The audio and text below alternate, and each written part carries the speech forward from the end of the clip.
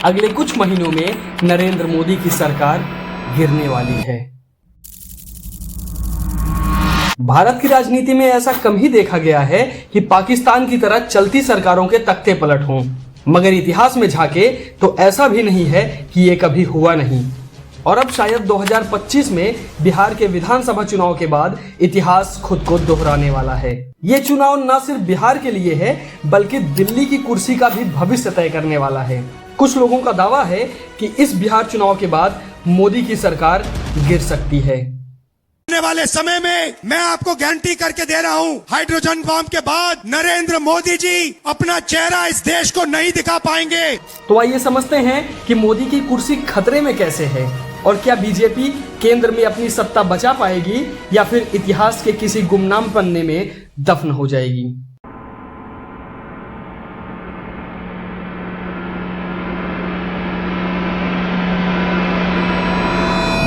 चलिए सबसे पहले आपको टाइमलाइन में पीछे लेके चलते हैं, जहां आज के जैसा ही माहौल पहले भी बना था। 1975 में उस समय की प्रधानमंत्री इंदिरा गांधी पर इलाहाबाद हाई कोर्ट में केस चला। आरोप था कि 1971 के लोकसभा चुनाव में धांधली हुई है। इंदिरा गांधी ये केस हार जाती हैं और कोर्ट का फैसला आता है कि 1971 का चुनाव रद्द किया जाए, जिसका सीधा मतलब था कि इंदिरा गांधी की संसद की कुर्सी जाएगी, साथ ही प्रधानमंत्री का पद भी। और इंदिरा गांधी को ये बात नागवार थी और उन्होंने 25 जून 1975 को देश में इमरजेंसी लगा दी। भाइयों और बहनों, राष्ट्रपति जी ने आपातकाल की घोषणा की है। इससे आतंकित होने का कोई कारण नहीं है। इमरजेंसी लगने के बाद पूरे देश का माहौल ही बदल गया। आम लोगों के अधिकार छीन लिए गए, ऑपोजिशन लीडर्स को जेल में डाल दिया गया और अखबारों पर सेंसरशिप लग गए, जिसका मतलब था कि सरकार के इजाजत के बिना कुछ भी छापना गैर कानूनी होगा। और ऐसा ही माहौल अगले 2 सालों तक चलता रहा। 1977 में जब दोबारा चुनाव हुआ तो लोगों का गुस्सा इंदिरा गांधी पर टूट पड़ा। इमरजेंसी लगाने का फैसला इंदिरा गांधी पर ही बैकफायर कर गया। लोगों ने नारा दिया कि इंदिरा को हटाओ, लोकतंत्र बचाओ। कई विपक्षी पार्टियां एकजुट हो गई, जिसमें जनसंघ जो बीजेपी की जड़ है, समाजवादी दल, लोक दल और कई अन्य छोटी छोटी पार्टियां भी शामिल थी। और ये सभी पार्टियां मिलकर जनता दल पार्टी बनाती हैं। चुनाव का नतीजा ये हुआ कि कांग्रेस को हार का सामना करना पड़ा और यही वो समय था जब भारत में गैर कांग्रेसी सरकार पहली बार बनने जा रही थी। जनता पार्टी ने मोरारजी देसाई को अपना प्रधानमंत्री चुना। प्रति संविधान और विधि के अनुसार न्याय करूंगा। लेकिन ये सब इतना आसान नहीं होने वाला था, क्योंकि जब कई अलग अलग पार्टियां गठबंधन में होती हैं तो आंतरिक टकराव बहुत नॉर्मल बात बन जाती है, क्योंकि सभी पार्टियों की विचारधाराएं अलग अलग होती हैं। कोई हिंदुत्व की राजनीति करता है तो कोई किसान नेता होता है, कोई समाजवादी विचारधारा रखता है तो कोई दलितों के नेता के रूप में राजनीति करता है। ठीक ऐसा ही हुआ जनता पार्टी में भी। मंत्री पद और नीतियों को लेकर मतभेद इतने ज्यादा बढ़ गए कि 15 जुलाई 1979 में मोरारजी देसाई को प्रधानमंत्री पद से इस्तीफा देना पड़ा। और इस समय का पूरा फायदा उठाया चरण सिंह ने। उन्होंने कांग्रेस के सामने अपनी 60 सीटों के बदले प्रधानमंत्री पद की डिमांड रख दी और उस समय इंदिरा जी को मजबूरी में उनकी बात माननी पड़ी। तो फिर क्या था, महज 60 सीटें लेकर चरण सिंह देश के प्रधानमंत्री बन गए।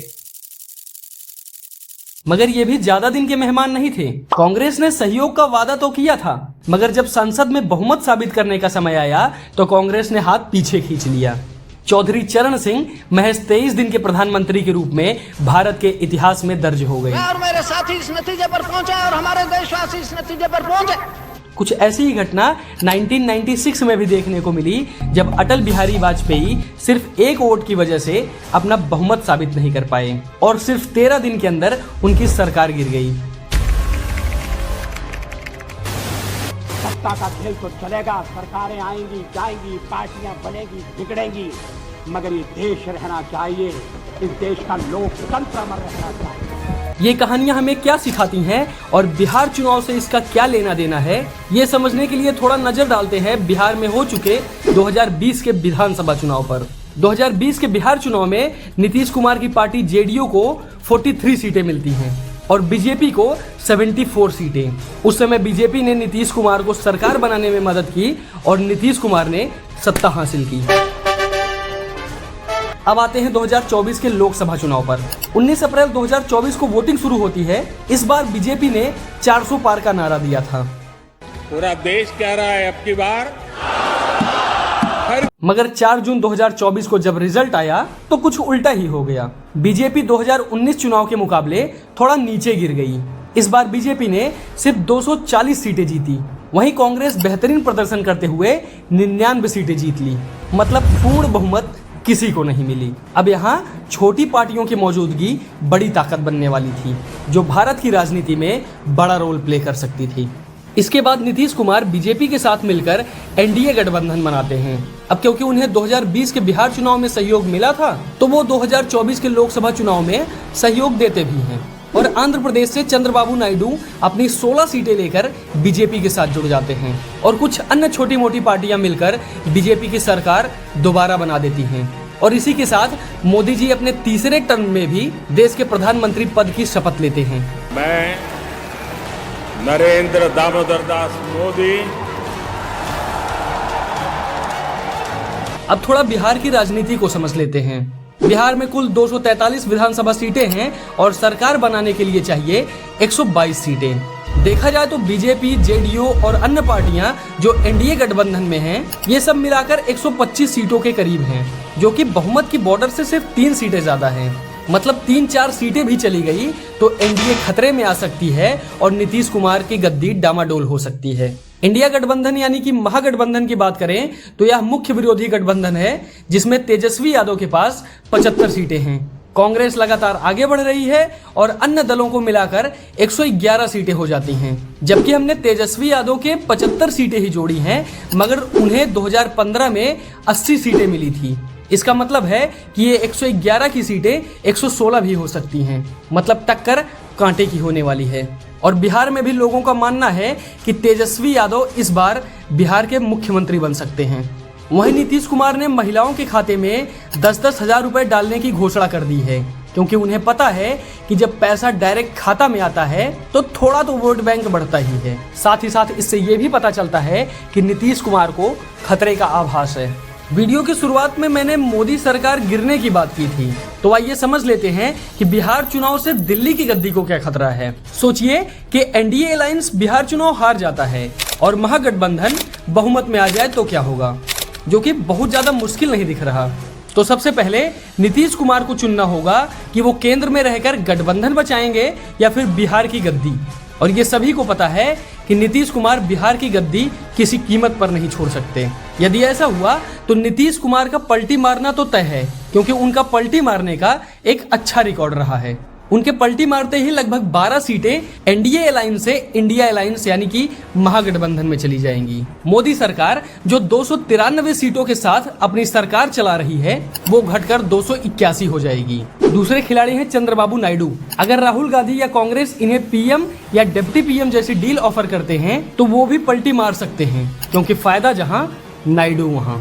ये भी अगर इंडिया अलायंस में आ गए तो एनडीए से 16 सीटें और कम होकर 265 ही रह जाएंगी और मोदी सरकार अपना बहुमत खो देगी। इस सज्जन को क्या तकलीफ है भाई?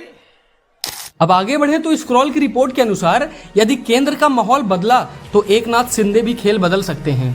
और शिंदे, उद्धव ठाकरे, शरद पवार ये सभी महाराष्ट्र का गुट इंडिया अलायंस में आया तो राहुल गांधी अपनी 272 सीटों का आंकड़ा पार कर जाएंगे। वो न सिर्फ मोदी सरकार को गिरा पाएंगे बल्कि अपनी सरकार को पूर्ण बहुमत से बना भी पाएंगे। अगर राहुल गांधी थोड़ी सी समझदारी दिखाते हुए खुद को पीएम पद से पीछे कर लेते हैं और नायडू जैसे नेता को आगे करते हैं तो 1979 की कहानी 2025 में फिर से देखने को मिलेगी। अब देखना सिर्फ ये है कि बिहार का चुनाव भारत की राजनीति में क्या बदलाव लाता है। आपको क्या लगता है दोस्तों कि इस बार बिहार का चुनाव कौन जीतेगा, इंडिया अलायंस या फिर एनडीए? कमेंट में जरूर लिख दें। वीडियो अच्छी लगी हो तो लाइक करना ना भूलें। जय हिंद।